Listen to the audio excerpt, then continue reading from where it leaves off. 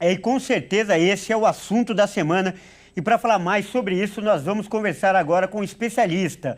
O nosso convidado é o professor Frederico Afonso, que é especialista em Direito Constitucional.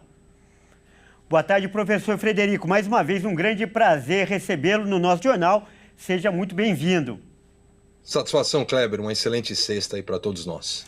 Como eu disse, professor, é o assunto da semana, é o assunto que vem mobilizando toda a imprensa. E a gente viu aí na reportagem que muitos aliados se levantaram e defenderam o ex-presidente, inclusive atrelando as denúncias a um possível receio eleitoral em relação à disputa de 2026. Mesmo com toda essa investigação feita pela Polícia Federal. Como especialista em direito, como você vê as chances de defesa do ex-presidente? Olha, Kleber, vamos lá, né? É uma questão muito mais política do que jurídica, né?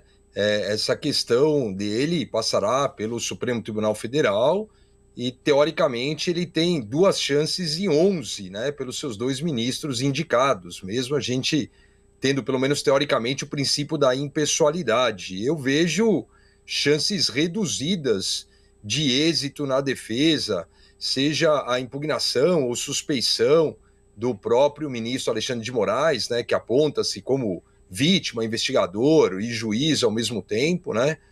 Então eu vejo, principalmente nessa questão da tentativa de golpe, né, o tipo aponta como vítima o Estado Democrático de Direito, né, e não seria propriamente o Alexandre de Moraes, o ministro Alexandre de Moraes. Então, teoricamente, se você tivesse ali apenas um processo de entre aspas, ou apenas, né, um processo de homicídio, de tentativa de homicídio, aí sim.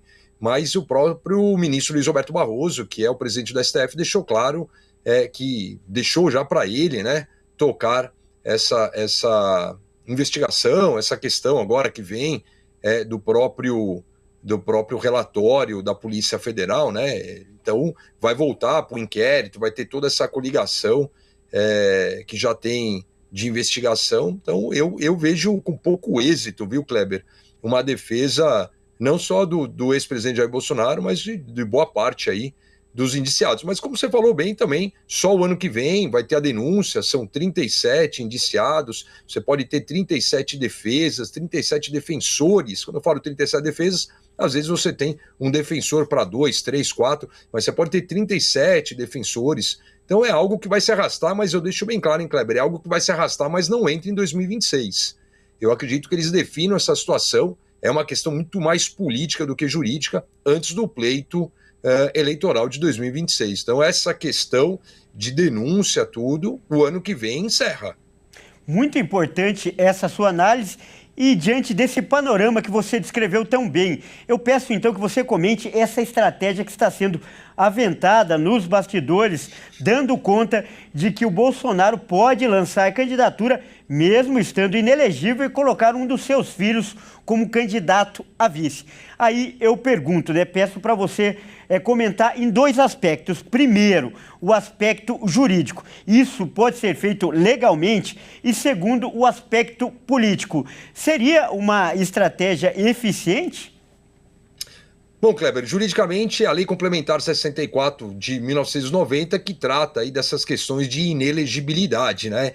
Então, um pedido de registro de candidatura, no caso, para a presidência da República, vai ser encaminhado à Justiça Eleitoral, no caso, no Tribunal Superior Eleitoral. E aí você tem um prazo justamente do pedido do registro, e esse registro ele pode ser pedido a impugnação dele pelo Ministério Público Eleitoral, por qualquer candidato, por partido político ou coligação podem pedir aí a impugnação do registro, né? Então, o que acontece? O partido político ou a coligação aí que requerer o registro de candidato considerado inelegível, que é o caso do ex-presidente Jair Bolsonaro, pode indicar um substituto, mesmo que a decisão judicial tenha sido proferida após o término aí do prazo do registro, né? Então, não teria nem a necessidade de ser de fato um vice, né?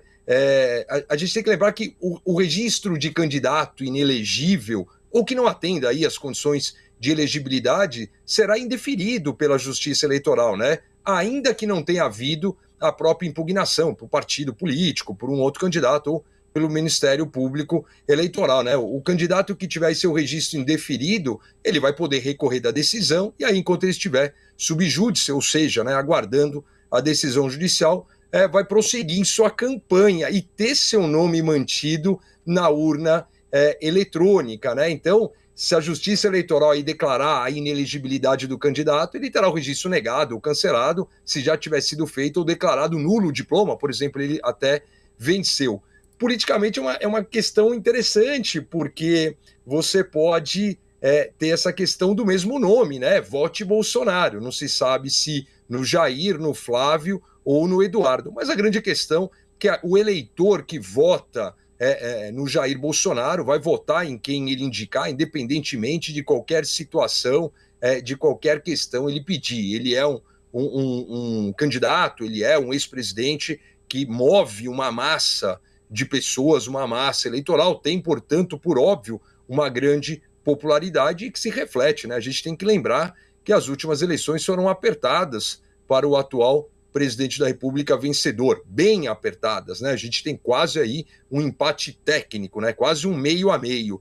Então essa questão, ela vai ser novamente refletida em 2026. Isso aí não diminuiu. Aliás, no dia a dia, essa cisão, esse racha, essa polarização, ela muito mais aumentou. Então vamos aguardar para ver aí as estratégias para 2026 que já começaram justamente, eu diria que no dia anterior ao pleito eleitoral. Eu brinco, Kleber, eu falo que eleição é igual justamente resultado de escola de samba, né? No dia da apoteose já começa a estratégia para o próximo ano. E aqui a mesma coisa, terminada a eleição, já começou o corre-corre para 2026. Seja a eleição municipal em 2024, né?